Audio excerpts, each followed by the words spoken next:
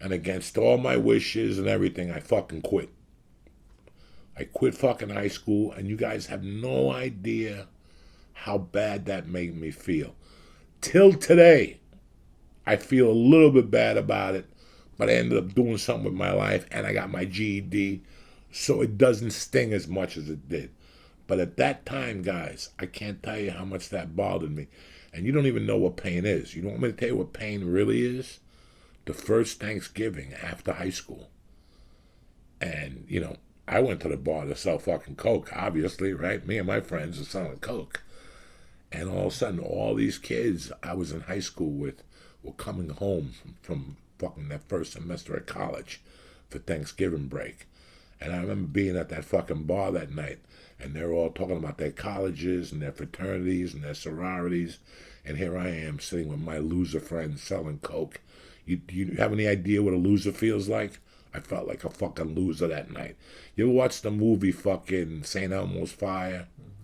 When Rob Lowe goes back up to the school and fucking one of the guys says to him, "Hey man, how long are you going to stay up here for?" And he goes, "I don't know, I'm not sure, I just came up." And he goes, "We love it when you're here because we get all the good drugs." There's a look on his face, and that's the exact feeling I had that night. Like that's all I was good for, was to sell fucking drugs. Here's all the kids that I've known for 10 years.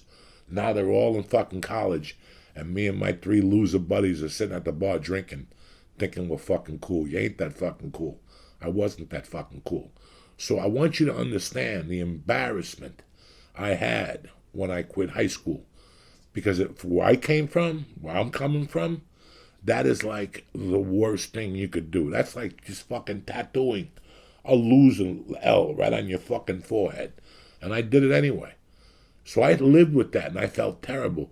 When I got a chance to get out of North Bergen, I went to Colorado. Why do you think I went to Colorado Mountain College?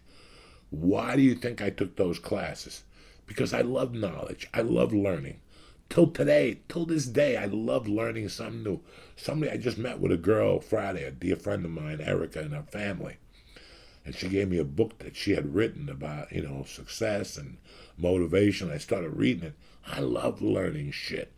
At 58, I still love sitting down and reading, but reading something about weight loss or diabetes or, I didn't look at the fucking anything about the knee surgery till after I had the knee surgery, because if I would have read up on it, then I would have been too much of a pussy. But now I've been reading up on it. I love learning. I love what I just went through. What I just went through with the surgery and how people tell you, "Oh, be careful. You're going to get hooked on the drug pills." I fucking didn't want to get hooked on drug pills. I love how I learned that I had like a system. I had to take my fucking pain pill at 9. I had to take my CBD at 10. I had to take my, like I was always in front of the pain. Somebody talked to me on Patreon. They're a pharmacist, and they were like, "You want to stay on top of the pain." So I love what I learned. So now when somebody else has surgery, I could pass it on to them, what I learned, not by reading a book, from fucking experience. I learned how to use the fucking tape around the wound. I had tins, those things that give you electroshock. I would do those before Mike came today. I told him, call me from the Wawa because I'm going to ice my knee. So when I sit here, I'm going to be here for an hour. I don't want it to get stuck on me and whatnot. I learned how to work with the pain. Do I look fucking stoned to you? Do I look fucking high to you or whatever? No, because I took aspirins instead of pain medication, so I wouldn't have to get hooked on it. So now I could take it at night. I'll take my medication for fucking the news tonight or something like that. Whatever the fuck I watch at 8.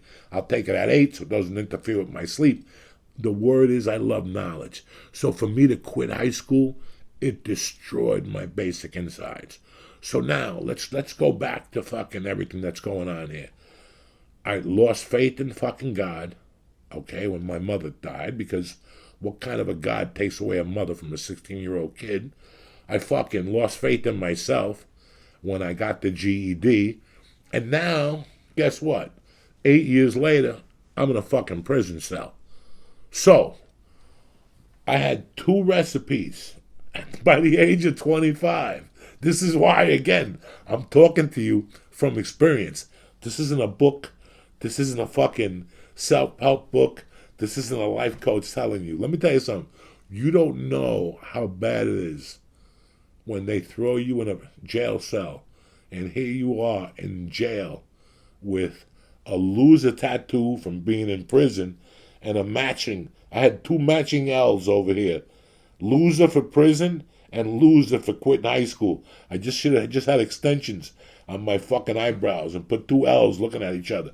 Because that's what, dog, after you got a GED and you're in prison, there ain't much hope left. There ain't much hope left. The only hope you have is to fucking, hopefully they'll hire you at Subway to sell fucking shark skin tuna sandwiches. Did you see that shit? Even the tuna ain't fucking real. Didn't I tell you motherfuckers 10 years ago? Remember when I used to torture Lee that the fucking turkeys? Yeah, it could be turkey meat, but it's probably one of those turkeys that got hit by a fucking car. It ain't a quality fucking turkey. Now they're getting sued for using shark meat and monkey meat as fucking tuna. You guys are going to tell me my fucking business? You going to tell me my fucking business? That's why I didn't want to end up in a fucking Subway. So I had 2 capital L's. How much shame can somebody have? I quit high school and I had a felony. I had no prospects. I had no You ever talk to somebody? I got a couple things going on. You know, my uncle's going to get me into the union. I had nothing. I had no prospects. When you got a felony and you're a GED and you're a dropout, there ain't much in your fucking world.